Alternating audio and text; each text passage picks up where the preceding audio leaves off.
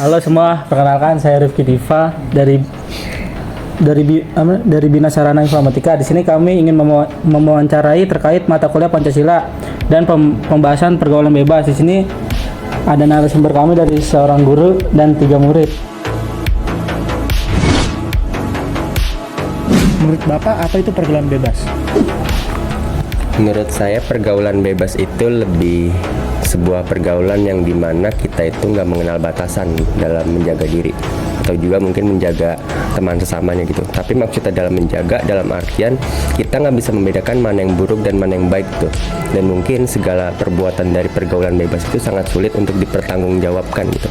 Karena konsekuensinya mungkin belum bisa dipenuhi oleh orang tersebut, dan oleh karena itu menurut saya pergaulan bebas itu lebih ke pergaulan yang dimana konsekuensi atau rasa tanggung jawabnya itu masih belum ada gitu. Kalau menurut Bapak sendiri, solusi terbaik mengatasi masalah pergaulan bebas di lingkungan sekolah gimana, Pak? Kalau untuk solusi sebenarnya mungkin lebih ke punishment yang sepadan gitu. Dalam artian ada perbuatan, ada tanggung jawab, ada perbuatan, ada hukuman. Dan juga dalam artian mungkin di sini secara menanggulanginya ya dalam bentuk pendidikan juga, mungkin dalam secara pencegahan. Pendidikan apa? Misalkan pendidikan agama atau mungkin pendidikan yang dimana tentang sosial gitu, yang relate dengan kehidupan di luar sekolah. Karena kan mau bagaimanapun mungkin murid itu atau peserta didik melihat sekolah itu hanya tempat belajar, tapi belajarnya itu hanya belajar secara akademik, bukan secara pergaulan atau mungkin secara sosial. Jadi menurut saya untuk langkah preventifnya itu lebih ke dari bagaimana kita bisa relate terhadap kehidupan di luar sekolah. Dan itu mungkin tantangan juga bagi guru sih untuk bisa menyampaikan hal-hal tersebut. Menurut Kalingga, apakah sosial media berperan dalam meningkatkan resiko pergaulan bebas? Kalau menurut dari saya, dari digitalisasi ya, itu bakal meningkatkan dari pergaulan bebas. Karena kan kalau dari digitalisasi itu kan informasi-informasi yang didapatkan itu wawasannya luas banget kan, mulai dari informasi dari luar negeri, terus dari segala macam sosial media. Apalagi kan menurut saya perlu adanya penyaringan atau filterisasi lagi sih buat mendapatkan informasi-informasi yang ada di media sosial.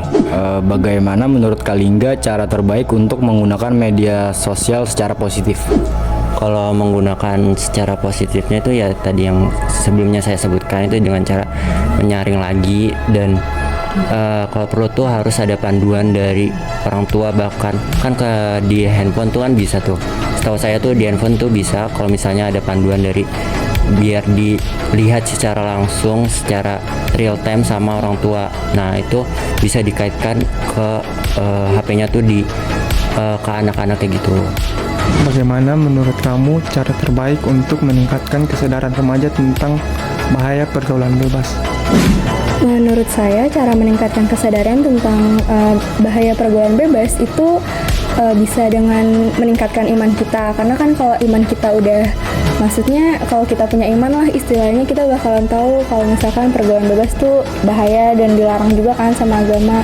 Terus abis itu banyakin diskusi juga sama terutama orang yang lebih tua yang punya pengalaman, supaya kita bisa saling aware tentang bahaya pergaulan bebas. Kalau menurut Kak Victor nih, cara alternatif untuk menghindari pergaulan bebas? Kalau menurut saya, cara yang apa tadi? Menghindari. Untuk menghindari pergaulan bebas, yang pertama itu pasti nyaring dari sosial media. Karena kan sekarang kita tuh 24 jam sama HP. Kita pasti ngelihat hal yang seharusnya kita nggak lihat, ngedengar hal yang seharusnya kita nggak dengar, dan itu kebebasan kita buat ngelihat atau ngedengar itu.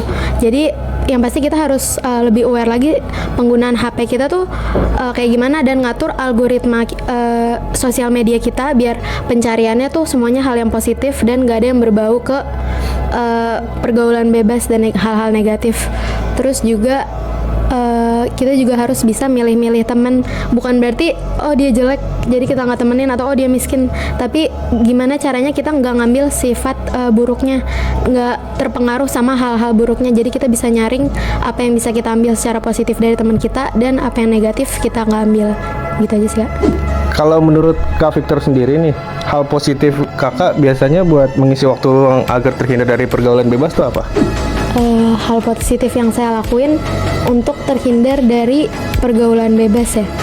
Mungkin bisa saya itu suka ngegambar, jadi mungkin saya bisa ngisi waktu luang saya biasanya buat menggambar dibanding misalnya nongkrong-nongkrong atau hal-hal yang bisa terjadinya peluang terjerumus ke pergaulan bebas.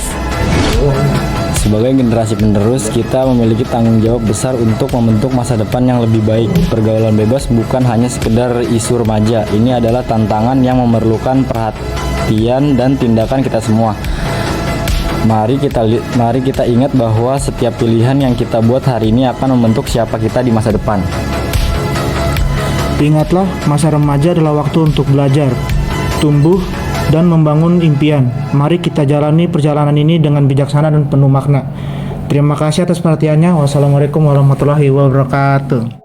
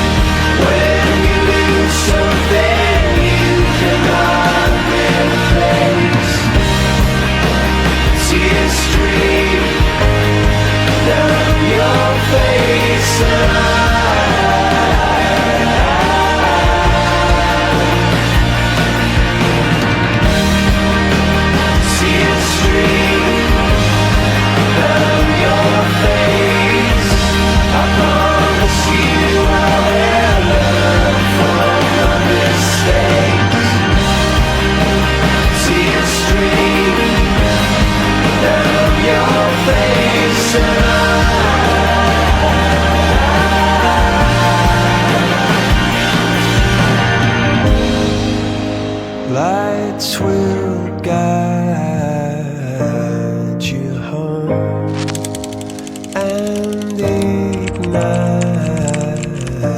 your bones, and I